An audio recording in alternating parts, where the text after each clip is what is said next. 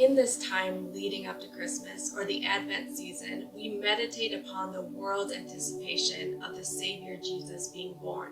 We memorialize the wait between the end of the Old Testament and the beginning of the New. As the Israelites sat in exile and peril, Isaiah prophesied that a child would be born, a son would be given, and the government would rest on his shoulders. He would be called Wonderful Counselor, Mighty God, Everlasting Father, and Prince of Peace. The Israelites had to hold on to this promise for over 700 years through destruction, famine, pain, death, suffering, and so much sorrow.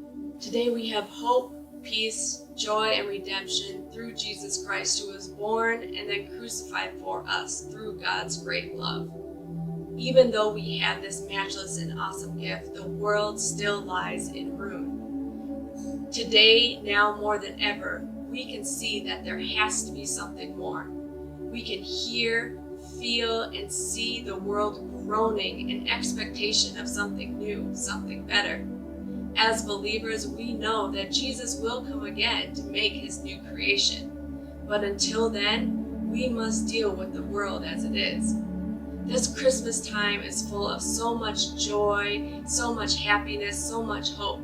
And yet there is so much pain and sorrow that often overshadows the good news.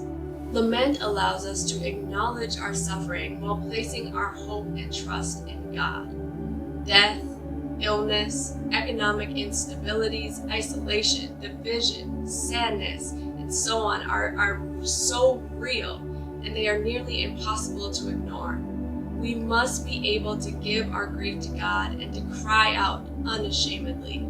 Tears don't mean we aren't grateful for the gift of Jesus Christ. They mean that we understand that there is something more, that the earth is not our home, nor is it in its final form. And so we call him Wonderful Counselor, Mighty God, Everlasting Father, and Prince of Peace. We give our hope to him, knowing that he can sustain us. We lament to him with the expectation that he will give us joy in our journey.